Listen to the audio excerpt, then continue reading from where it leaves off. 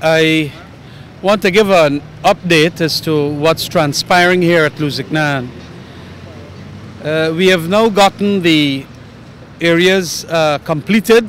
That was some time ago, and there's been the sanitization and processing of approximately 260 thus far prisoners into the new area. I want to thank the joint services, personnel from the Army, from the police force, prisons, and all the other help that we have gotten, which we could have taken the prisoners out of that walled area, which was more or less a swamp, and placed them in a tarmac area with sheds and all of that, and the facilities of latrines and of course baths and water and things of that nature. So it's going to be a far cry from what they were in, the circumstances that they were in. Now this has been a massive effort on the part of the Ministry of Infrastructure too, and a number of contractors that have helped in realizing this in this almost a week after the major fire there last Sunday. And I want to say too that we had cooperation from the prisoners themselves. A number of them wanted to get out of that area, and they have done a good job of it so far. There are some of the ones who might have some dissident views in relation to what's happening. But I understand from the joint services, things are going to be taken care of. Whatever the little hiccups, we are going to take care, and the process will continue. We don't want to do this in darkness, as I understand. But I will also ask at this stage Mr. Samuels to give any addition to what I have said so far in relation to the work being done here. And as you can see, it's a lot of people helping out from the joint services. Gladwin?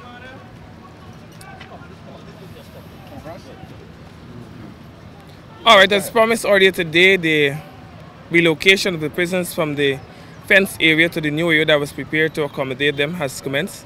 So far, we have relocated some 262 prisons. Our target for today is 300. This exercise will continue as is necessary.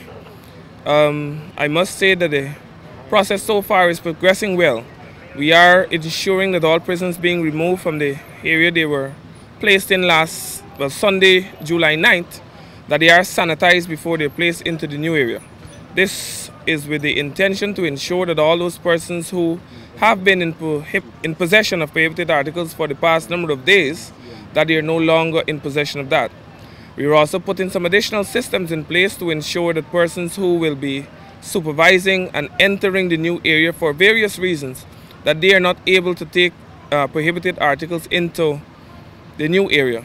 I can safely say, especially to persons associated with the prison service who might have any intention of doing so, this is a moment for you to reconsider, because if you are caught, my recommendation will be guided by the Prison Act, and more than likely it will see the most harsh punishment being recommended, because if we mandate it to ensure that persons are kept safe in custody, we cannot aid them in getting possession of items that can cause harm to others or that can impede on the level of security we want to offer to this nation.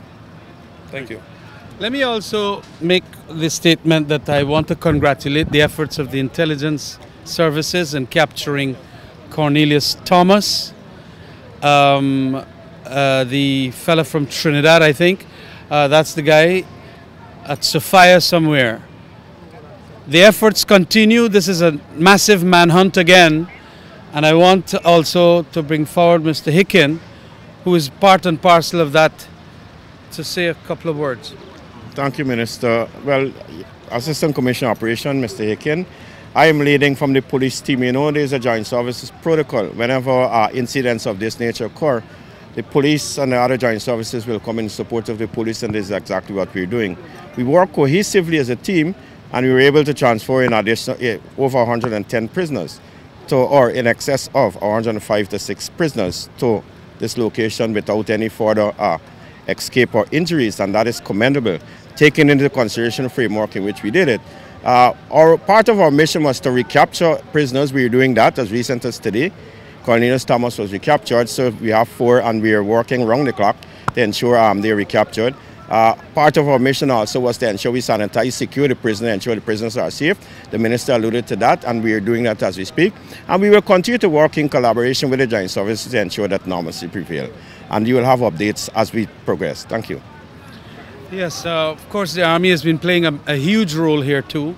And I'll ask Mr. Dudnat to come forward and make, a little remark. Thank you, Minister.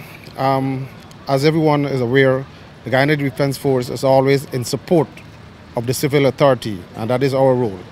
Whatever logistical and personnel support we can put in the field to assist in the recapture of the escaped prisoners and to restore order and the movement of the prisoners into the new holding area, we will support. And the key word is that we are in support. The police is the lead agency here. Thank you. Thanks, Lieutenant Colonel Dudnat. And so updates will be coming more probably by midday tomorrow, because by midday tomorrow we want to finish the sanitization and processing, and so that this prison could be in a more settled state. The next big objective is to get Camp Street in order so that we can get the 250 spaces at the New Brick Prison ready for 250 persons there. We might be doing another area of the Camp Street prison so that we can accommodate another 100 more. In the meantime too, we are doing some procedures to get the other prisons moving out or sending home, prisons who would have also come, their dates would have been about ready for them to go home. These are in addition to the 57 that we have already released. And of course, some of those who can also manage to pay their bail monies that have been made very minimal now by some of the magistrates. Hopefully the families could come forward. I am urging members of the family and relatives and friends of the escapees, if you got any information, please come forward and help the police in relation to the 4 that are still out there. It is a civic duty on your part. It is to ensure the stability and security of our country that we capture as early as possible. These pieces of information that you have will be held in the highest of confidentiality. And please don't be afraid to come forward and help. It will go a far way. And I am also, if for any reason these escapees will get this information, please come out and help in the situation. I know that, this is not, it's going to be rough out there. Get out and give yourself up. You're not going to win against the state. Absolutely not. So in your interest, it's better that you do come out. Compton's Farmer Divisional Officer in charge of operations. Right.